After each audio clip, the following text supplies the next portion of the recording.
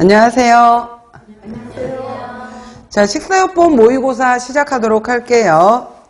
자, 식사요법 같은 경우에는 1교시 과목으로 해서 1교시 과목 중에 첫 번째가 1번부터 60번까지가 여기에 생화학하고 그 다음에 영양학이 섞여 있어요. 그 다음에 영양학 중에 이제 기초영양학, 고급영양학, 그 다음에 생애주기 영양학 이렇게 해서 들어가 있고요. 그 다음에 자, 연결돼서 61번부터 73번 정도까지 해당이 되는 13문제, 4문제 정도에 해당이 되는 문제가 여기에 해당이 되는 문제가 이제 영양교육 쪽 문제가 들어있고요. 그 다음에 우리 문제는 74번부터 해서 120번까지 들어가게 되는데 여기에 영양 판정 하고요. 그 다음에 식사요법, 그 다음 생리학 이렇게 들어가 있어요. 근데 생리학 문제가 대략 이제 3문제에서 5문제 정도까지 나오다 보니까 이 판정의 경우에도 그러니까 이 생리학 문제 같은 경우에도 식사요법하고 관련된 생리학이에요.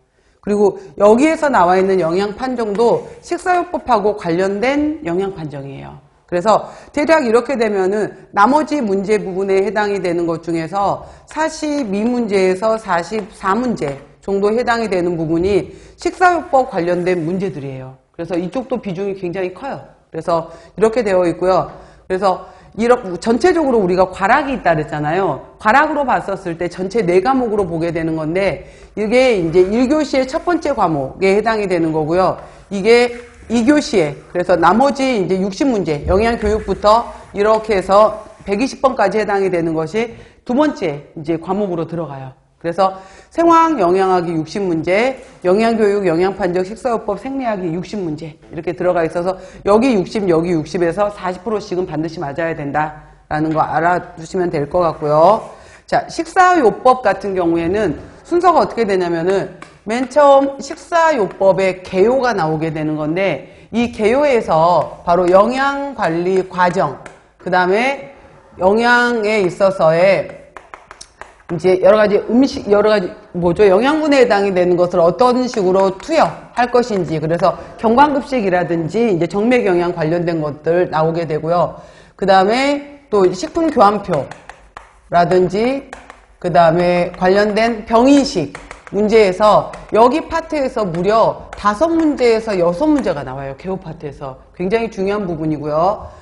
그 다음에 들어가는 것이 소화기계 질환이라 그래서 구강에서부터 식도, 그 다음에 위, 장까지 쭉 관련된 소화기계 질환이 있어요. 다음 여기에서 4문제에서 5문제가 나오게 되고요.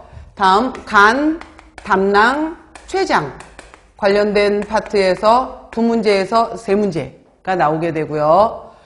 그 다음에 심혈관계 질환으로 들어가게 돼요. 그래서 심장, 이쪽에 심장, 그 다음에 혈압, 그 다음 혈액의 이상에 관련되는 이상지질혈증이라든지 동맥경화 이쪽에 관련된 문제가 또 4문제에서 5문제가 나오게 되고요.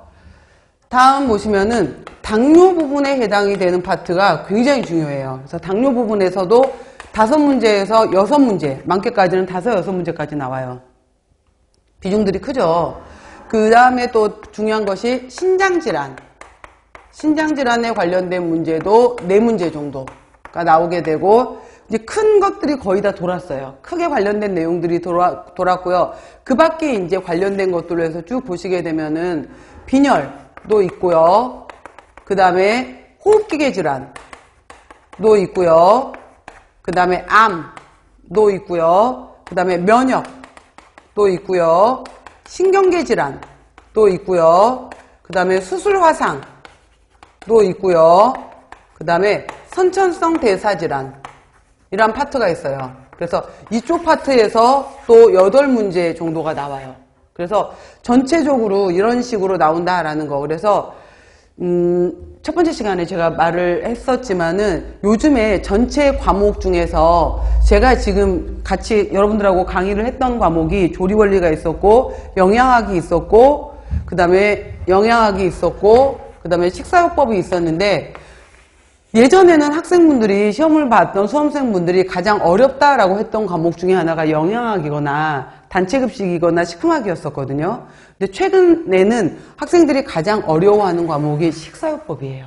그래서 도대체 식사요법에서 무엇을 말하는지 모르겠어 라는 거예요. 그래서 제가 다시 한번 각각의 질환들에서 시험 문제로 잘 나오는 빈도수가 높은 것들, 그 다음에 이 챕터에서 식사요법 문제로 묻고자 하는 것을 위주로 해서 설명드릴 거예요. 그러니까 핵심에 해당이 되는 것들을 잘 따라서 같이 들어가도록 할게요.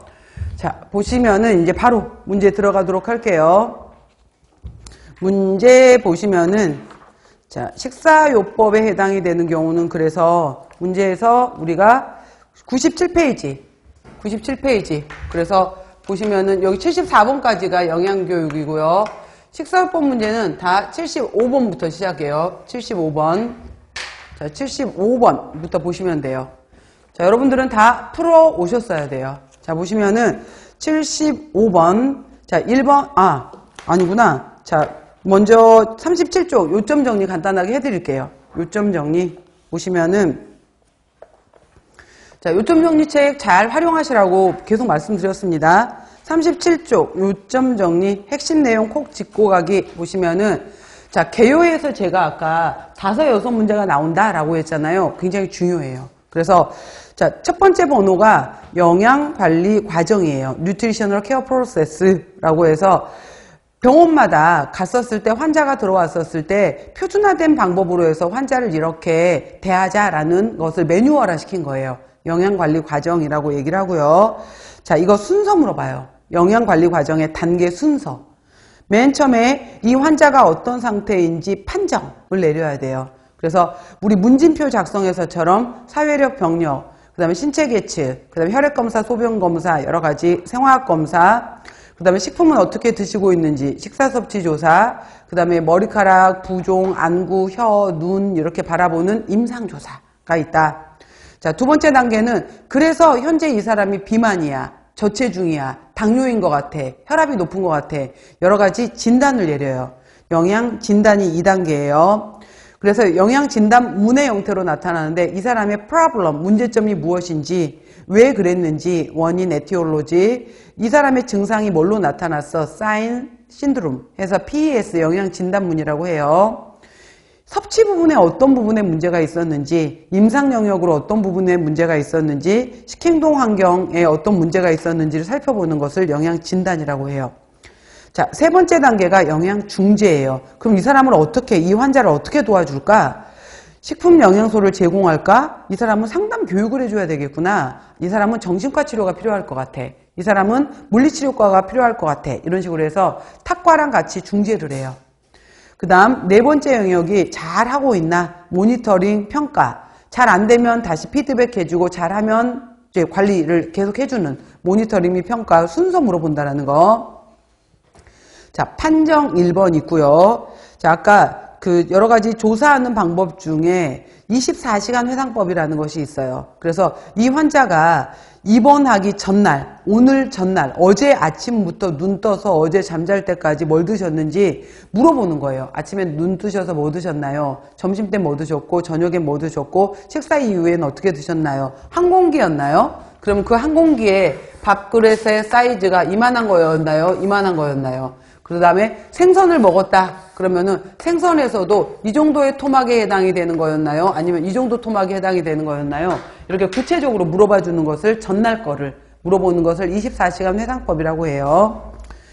자, 임상조사는 혀를 한번 내밀어 보세요. 그 다음에 뭐 팔을 한번 내밀어 보세요. 이런 식으로 해서 실제로 구승, 구각염, 입술, 뭐 눈, 혀 이런 것들을 의사가 살펴보는 것을 임상조사라고 해요. 만약에 이 사람한테 입술이나 입가나 혀에 염증이 있다. 이 사람은 비타민 B2가 지금 부족되어 있구나 라는 것을 찾아보는 거예요. 그 다음 영양 진단을 할 때는 이 사람의 두 번째 단계였었어요. 이 사람의 문제점은 탄수화물을 너무 많이 먹어. 근데 그 원인이 뭐야? 라고 해서 이제 원인에서 주로 단백질 이런 거보다는 탄수화물류를 너무 좋아한대. 그래서 어떤 증상이 나타나서 당뇨뿐만 아니라 중성지방 수치도 높아. 이런 식으로 해서 PES문으로 나타내고요. 그 다음에 5번 단어도 시험 문제 잘 나오는데 병원에 환자가 들어오면은 빨리 이 환자가 얼마나 응급한 사람인지를 찾아내는 것을 영양 검색이라고도 하고요. 영양 선별이라고도 하고요. 영양 스크리닝이라고도 해요. 그래서 빨리 위험한 환자를 빨리 찾아내라 이거예요. 그리고 혈액 검사 해봤을 때 이 사람 상태가 어떤지 알아보는 대표적인 방법 중에 알부민을 통해서 단백질 상태가 어떠한지, 림프구수를 통해서 면역 상태가 어떠한지, 그 다음 헤모글로빈 수치를 통해서 빈혈 정도가 어떠한지를 살펴보는 지표가 있다라는 거예요. 객관적 지표. 다음 환자한테 주는 병인식 중에서는 일반 병인식, 이거는 물은 정도에 따라서 미음을 줄 거야, 죽을 줄 거야, 아니면 진밥을 줄 거야, 일반 밥을 줄 거야, 이런 식으로 물어보는 일반 병인식이 있고요. 이 사람은 당뇨 환자야. 저는 왜 저 과일 안 줘요? 당신은 당뇨라서. 그 다음에 이 사람은 짜게 먹지 않아야 돼요. 너무 간이 안 맞아요. 싱거워요. 고혈압 환자예요. 이런 식으로 환자마다 서로 다르게 주는 것을 특별병인식이라고 해요. 그 다음에 그 각각의 이거는 레닌 검사를 통해서 고혈압을, 그 다음에 지방병 검사를 통해서 소화흡수 능력을, 고칼슘 검사를 통해서 신장 결석 여부를, 갈색 세포층 검사를 통해서 에너지 대사 여부를, 비만 여부를 알아보는 임상 검사를 통해서 알아보기 위해서 주는 것을 검사식이라고 해요. 그래서 크게 세 가지로 나눈다. 자, 아까 일반 병인식 중에서 첫 번째 단계가 맑은 유동식인데 이거는 수술하고 난 다음에 마취 깨고 나서 가스 나왔어요 라고 했었을 때 줄 수 있는 첫 번째 단계 건데 그때는 영양가 보충의 목적이 아니라 수분 공급이 목적이다. 그래서 보리차, 끓인 보리차, 옥수수차, 맑게 거른 육즙 이라든지 채로 거른 과즙이라든지 수분 공급의 목적으로 주는 것을 일반 병인식이라고 한다라는 거예요. 그래서 일반 병인식에 사용되는 식품을 찾으시오 이런 문제 잘 나와요. 그러면은 보리차, 옥수수차, 채로 거른 과즙, 여러 가지 맑은 육즙 이런 걸 찾으시는 거예요. 다음.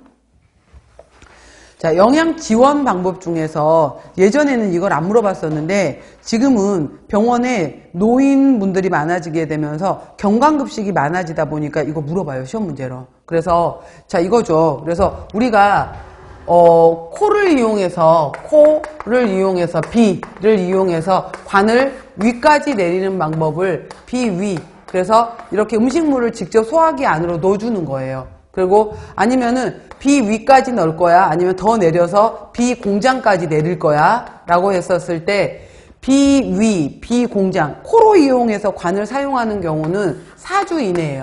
4주 이내 사용할 때는 짧게 4주 이내, 한 달 이내 사용할 때는 코로 관을 꽂을 수가 있어요. 근데 그럼 누구는 위까지 내리고 누구는 공장까지 내려요? 위까지인 경우에 해당이 되는 사람들은 괜찮은 사람들인데 자꾸 토하는 증세가 나타나게 되면서 음식물이 올라가서 잘못해서 기도를 막아버릴 수 있는 사람들, 기도를 막아서 폐로 가서 폐렴을 일으킬 수 있는 사람들의 경우에는 위가 아니라 아래까지 내려줘야 돼요. 이 얘기예요. 그 다음에 마찬가지로 이제 코가 아니라 공장 조루술 이라고 해서 공장 조루술 직접 바깥에서 관을 배 안에 공장으로 관을 넣어주는 거예요.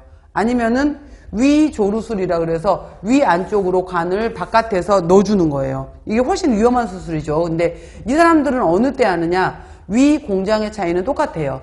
위인 경우에는 자꾸 토하게 되면서 폐로 들어갈 수 있는 위험이 있느냐? 아니다. 그럼 위로 넣어주면 되고 그렇다라고 하면 공장까지 내리는 거예요. 그랬을 때 공장, 그러니까 이거 밖에서 꽂는 사람들의 특징은 뭐냐면은 바로 4주 이상인 경우에 시간이 길어질 것 같은데 한쪽 코에 계속 관이 꽂혀 있으면 불편할 거 아니야. 그런 경우에는 바로 이제 바로 밖에서 꽂는다라는 거예요. 그 차이점.